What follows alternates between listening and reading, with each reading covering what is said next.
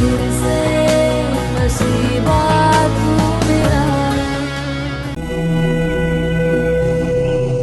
अरे सुबह सुबह तो 2 कदम भी नहीं चला जाता, क्या करूं, टांगों ने तो जान ही ले ली मेरी। आए आए हटा कुर्सी। अरे नाश्ता भी कर लूंगी, दवा भी खा लूंगी। आए तुझसे जरूरी बात करनी है एक। खैरियत तो है ना अम्मा? अरे क्या खैरियत होगी। क्या हुआ अम्मा, मुझे डरा क्यों रही है? पता नहीं पहले क्या हो गया, आजकल मेरा दिल घबराया रहता है, ऊपर से तू डरा रही है। अरे होना क्या है, रात में नौरीन तन्नों का गला दबा के उसे मारना चाह रही थी उस मनहूस को। अम्मा ये क्या कह रही हो? अरे और नहीं तो क्या, तुम माँ बेटी ने मुझे जिंदा दरगोर करने की ठान रखी है। अरे मैं जितना मामले को सुलझा रही हूँ तुम लोग उतना ही उछाल रहे हो। पहले तुम माँ बेटी से तेल डाल के जला रही थी, अब रात को नौरीन उसको गला दबा के मारने की कोशिश कर रही थी। ये क्या मजाक है भाई? अम्मा तूने मुझे रात को क्यों नहीं बताया? मैं उसी वक्त जाके नौरीन से पूछती। अरे शुक्र कर, वो तो अच्छा हुआ रात को बिलाल भाग के आया और मुझे सारी बात बता दी, मैं भाग के गई, वरना इस वक्त पुलिस घूम रही होती इस घर में। अरे क्यों इस पुलिस थाने को गले लगाने के चक्कर में पड़ी हो तुम माँ बेटी? क्या करूं अम्मा, मेरा तो उस लड़की की शक्ल देखने को दिल नहीं चाहता, बस मजबूरी में बर्दाश्त कर रही हूँ उसे अपने घर में।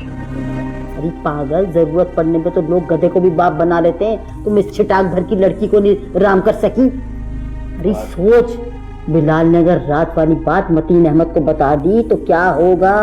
वो बड़ा सगा है अपने बाप की तरह तन्नों का, मनहूस का। उसे तो मैं अभी जाके पूछती हूँ। बात सुन, अभी बैठ जा, जरा मौका महल देख के उससे बात करना। जानती तो है किस कदर गुस्से की तेज है, उससे नाक कुछ उल्टा सीधा कर बैठी तो रात को देखा नहीं क्या करने वाली। तू ऐसा कर, तन्नों के मामले को देख तू बस। वो तो अम्मा मैं आज ही उससे बात करती हूँ, उसने आखिर सोचा क्या है? अरे रेहाना, तेरी अकल पे भी कभी पत्थर पड़ जाते हैं। अरे वो क्या सोचेगी, जो कुछ सोचना है हमें सोचना है। तू ऐसा कर, बस मतीन अहमद से बात कर, वो भी साफ साफ, ताकि हम आगे की बात सोचें कि आगे करना क्या है। ठीक है अम्मा, आज शाम को ही मतीन से बात करती हूँ। सही कह रही है तो। मैं तो हमेशा ही ठीक कहती हूँ, पर तुम दोनों माँ बेटी तुम जानता था।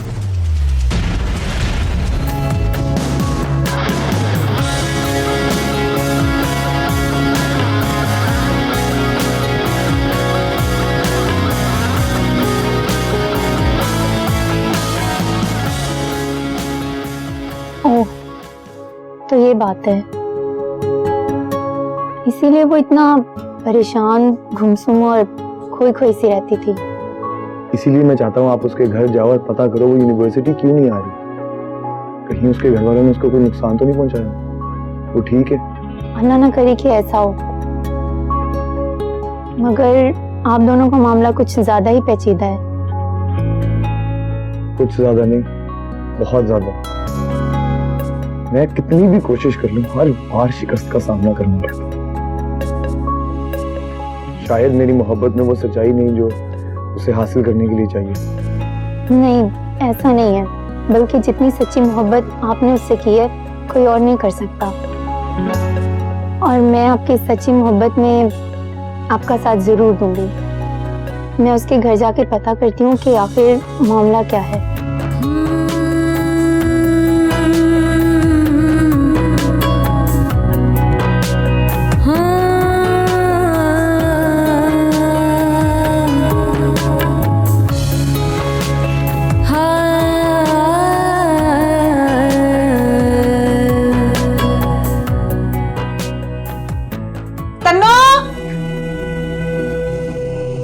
तनु, तेरे सारे काम हो गए?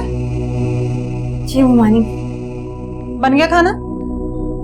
जी बस नानी के लिए खिचड़ी बना रही। अगर मेरी बात सुनो, जल्दी आना। शाबाश।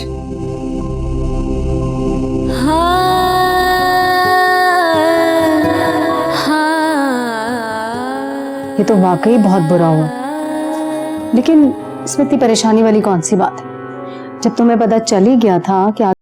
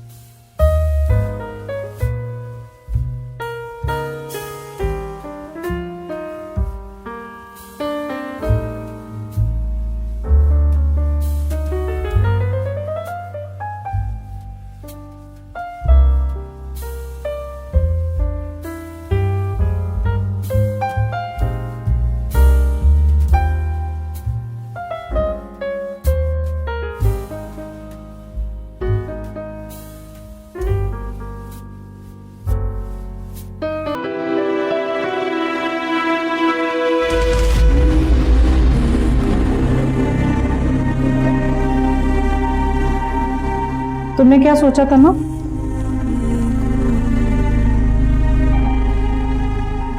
कुछ भी कहने से पहले ये सोच लेना कि उसके जो भी नतीजे होंगे उसके जिम्मेदार तुम खुद होगी। मानी, आप जो भी सजा मुझे देना चाहती हैं दे दीजिए, लेकिन खुदा के वास्ते मेरे नाकर्दा जुर्म की सजा मुझे मत दें। मैं अपने मरे हुए माँ बाप की कसम खाने को तैयार। मैंने कुछ नहीं किया। नौरीन की मंगनी के टूटने की जिम्मेदार मैं नहीं हूं, बल्कि मैं तो खुद चाहती थी कि नौरीन की शादी वहां हो जाए ताकि उसे वो सारी खुशियां मिले जिसकी ख्वाहिश उसने की है। अपनी से मगरमच्छ के आंसू ना बंद करो। इनका असर सिर्फ तुम्हारे मामू पर होता है, लेकिन मुझ पर नहीं। मेरी एक बात याद रखना, मैं आज सरवर से बात कर रही हूँ। अगर तुमने उसके सामने चूं चौं की तो याद रखना, मैं एक एक बात तुम्हारे मामू को बता दूंगी, और मैं ये भी बता दूंगी कि उनकी बेटी की खुशियों की कातिल सिर्फ तुम हो। इस घर में या अब तुम रहोगी या मैं।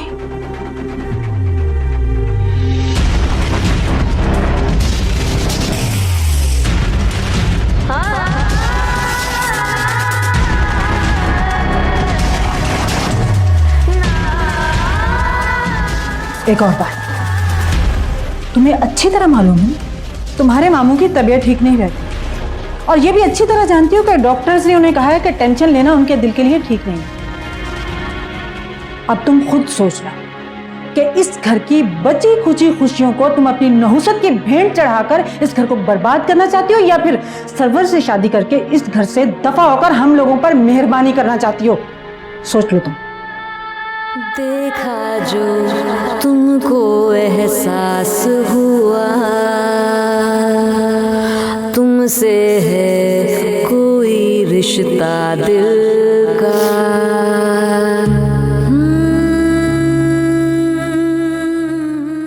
अस्सलाम वालेकुम मतीन भाई। वालेकुम सलाम। तुम यहाँ कैसे भाई? मतीन भाई बस ऐसे ही गुजर रहा था, मैंने सोचा आपको सलाम करता चलूं। कैसे हैं आप? तबीयत ठीक है? ठीक हूँ उस्ताद, काम बहुत ज्यादा है, एक दो लड़कों का इंतजाम कर लो ताकि वक्त पर ऑर्डर तैयार किया जा सके। कहा है 2-4 लोगों को, आ जाएंगे काम करने वाले। तुम तो हाथ चलाओ अपना। क्या हुआ, लड़के काम छोड़ गए? अरे हडारामी की आदत पड़ गई है, 2 हफ्ते हो गए छुट्टी लेकर गए, अब तक वापस नहीं आए। अब काम काट रहा है, अगर टाइम पर ना दिया तो मसला हो जाएगा हमारे लिए। अरे तो परेशानी की क्या बात है, मैं अभी बंदोबस्त किए देता हूँ। कोई जरूरत नहीं है, मैं कर लूंगा इंतजाम। अरे मतीन भाई, आपने अपने भाई को समझ क्या रखा है? जाती मकान है मेरा, डबल स्टोरी, कारोबार अलग है। ये लड़के तो आते जाते रहते हैं, अभी फोन करूंगा 10 लड़के हाजिर हो जाएंगे आपकी दुकान पे। मैंने कहा ना कोई जरूरत नहीं है। अरे उस्ताद, सरवर भाई कह रहे हैं तो करने दो, काम बहुत ज्यादा है, मसला हो जाएगा।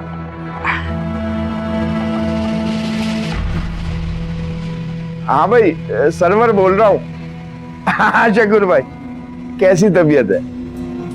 हाँ अल्लाह का करम है। एक काम था छोटा सा, 2-1 लड़के चाहिए दुकान पे काम के लिए।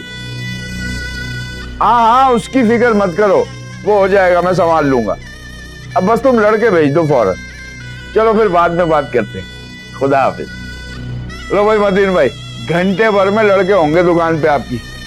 मैंने कहा ना कोई जरूरत नहीं है, पता नहीं कैसा काम करने वाले होंगे। अरे मतीन भाई, काम के कारीगर होंगे, ये मेरी गारंटी है। सर्वर हवा में तीर नहीं चलाता, बस आते होंगे आपकी दुकान पे। फिर भी किसी को भेजने की जरूरत नहीं है। अरे मतीन भाई, आपका छोटा भाई हूँ, आप तक को तकल्लुम कर रहे हैं। अच्छा फिर मुलाकात होगी। मैं तुझे भी इसके सामने बकवास करने की जरूरत थी? उस्ताद, अपना काम फंसा हुआ है, मैं तो इसलिए कह रहा था। तो जो काम हाथ में वो तो निकालो पहले। अच्छा उस्ताद। और तू मीनाकारी क्या कर रहा है इसके साथ? काम कर।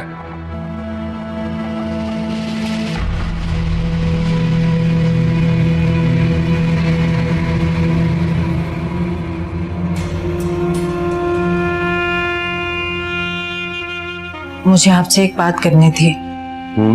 कहो। वो सरवर बार बार तन्नू के रिश्ते के लिए बोल रहा है।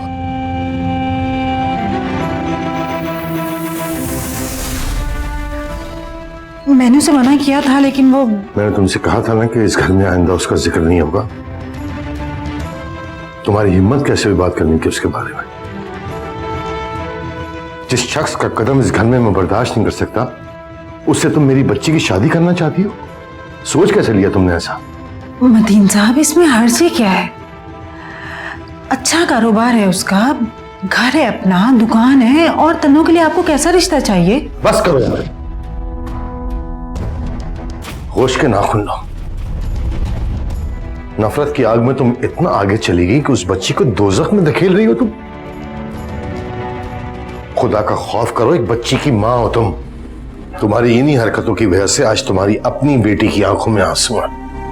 रुकिए मतीन साहब, आपको क्या लगता है मैं आपकी भांजी पर इल्जाम लगा रही हूं? ये खड़ी है आपकी भांजी, पूछिए अपनी भांजी से। मैं बताना नहीं चाह रही थी लेकिन अब बात खुल ही गई है तो मुझे बतानी पड़ेगी। ये खुद सरवर से शादी करना चाहती है।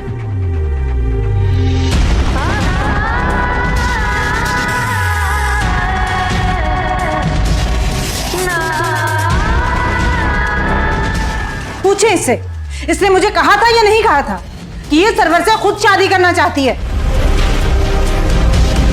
तन्नो ऐसी बात करना तो दूर सोच भी नहीं सकती। खबरदार जो आइंदा तुमने इस पर इल्जाम लगाने की कोशिश की। आपको क्या लगता है मैं झूठ बोल रही हूं? आपकी भांजी सरवर से खुद शादी करना चाहती है। इसमें मेरी क्या गलती है? इसने खुद उसे फंसाया हुआ है। उमानी ठीक कह रही है। बचाने की खातिर हमने तो निभाई सब रस्में, एक वादा किया था जाना। मैंने मुमानी से कहा था कि आपसे बात करें। क्या कोई गिला जो होना था हो के रहा, हम रात हुए, हम खाक हुए,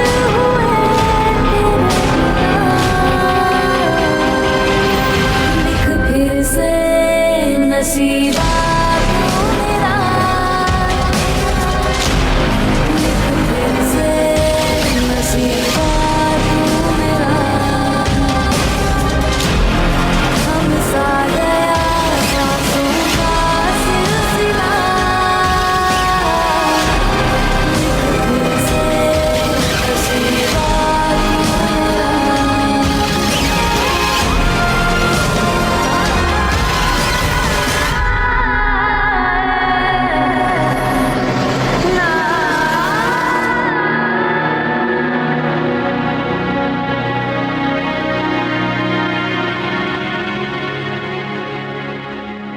आपको क्या लगता है मैं आपकी भांजी पर इल्जाम लगा रही हूं? मैं बताना नहीं चाह रही थी लेकिन अब बात खुल ही गई है तो मुझे बतानी पड़ेगी। ये खुद सरवर से शादी करना चाहती है। पूछिए इससे, इसने मुझसे नहीं कहा था कि मैं आपसे बात करूं?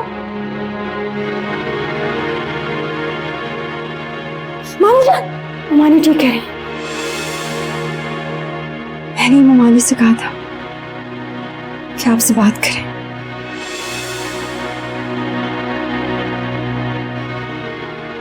नहीं, ऐसा नहीं हो सकता। मेरी तन्नो ऐसा सोच भी नहीं सकती। रेहाना ने हमेशा उस पर इल्जाम लगाया है, ये भी उसका सिर्फ एक इल्जाम ही होगा। लेकिन अगर ऐसा है तो तन्नो ने उस वक्त रेहाना के सामने इकरार क्यों किया? मेरा ख्याल है मुझे खुद तन्नो से जाके बात करनी चाहिए।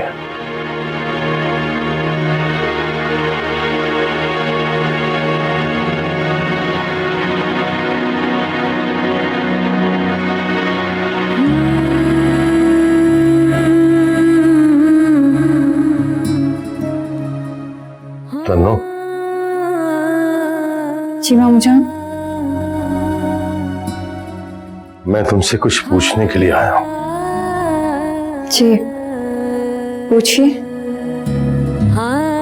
अभी जो कुछ तुमने रेहाना के सामने कहा वो सच है क्या? तुम सरवर से शादी करना चाहती हो?